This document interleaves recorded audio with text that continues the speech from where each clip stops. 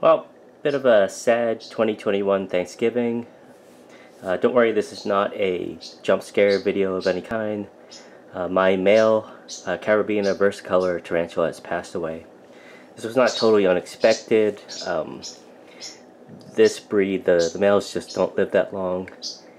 And I know it might seem kind of strange to make this kind of video, but I wanted to because I've always been interested in kind of creepy crawly animals. I had neglected tarantulas for a long time, but in very early 2019 I decided to get one. And so I had been doing the research. I knew that it's generally recommended for beginners to get a terrestrial New World tarantula. And this one is an arboreal species, and I walked into my local pet shop, and the shopkeeper said, well, I don't have any terrestrial, but I have this one.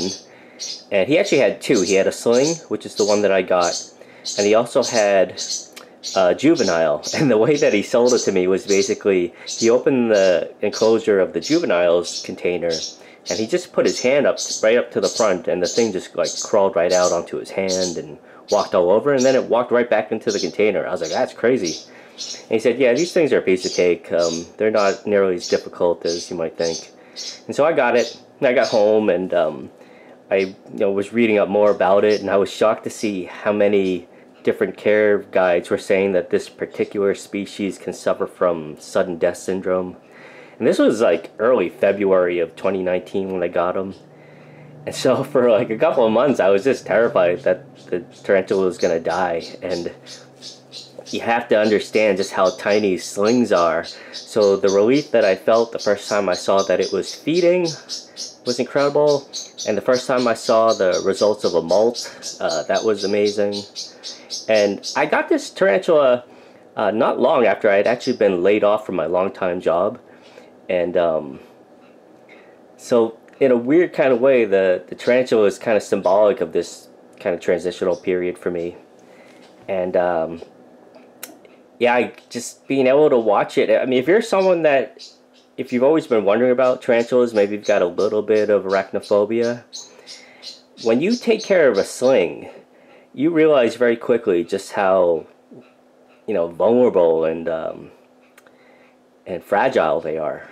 And it was funny for me just worrying about this little tiny spider, and it was an amazing experience to just watch it grow. Well, later that year, in the summer, I ended up leaving Massachusetts, where I'd lived most of my life, and I'd bought a home in Tennessee. And then the spider made this long 950-mile road trip with me. The spider and a couple other little creepy crawlies, and I had them in this like food and drink cooler.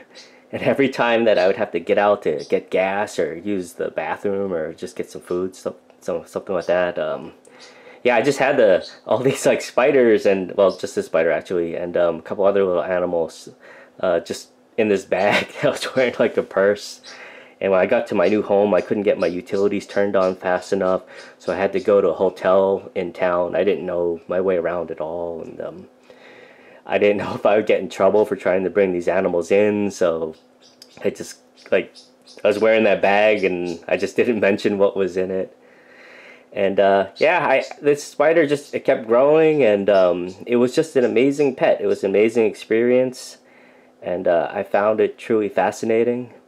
And then earlier this year, I would say back around March of 2021, it really started to march around its enclosure, and I knew it was trying to find a female. And that lasted about maybe like 3 weeks or so. And then after that, he really didn't move around too much. He wouldn't take meals. And about a month ago, so, I would say late October, yeah, I guess about late October, I looked it up, and I was really shocked and saddened to see that, yeah, the males of this species, they only live about 2.5 years, and I incorrectly thought it was more like 4, maybe even 5. And so I knew what was going to happen.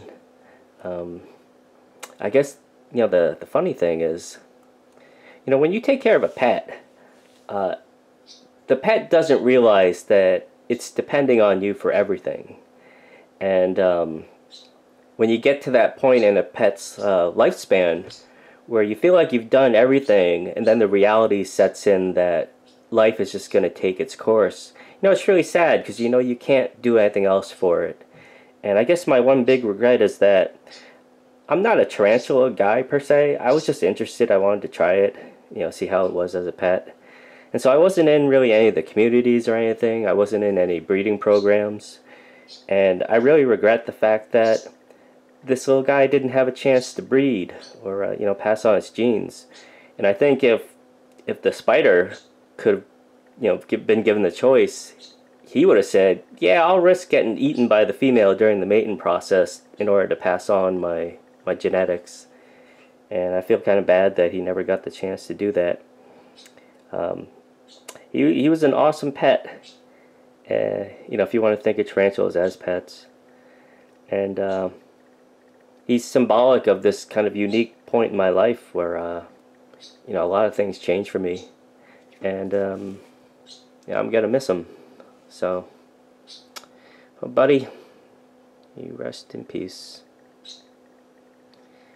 If you made it to the end of this video and you're a fan of kind of alternative pets, maybe you understand, and in a weird kind of way, just making this video just kind of helps a little bit. So, hope you all have a good day.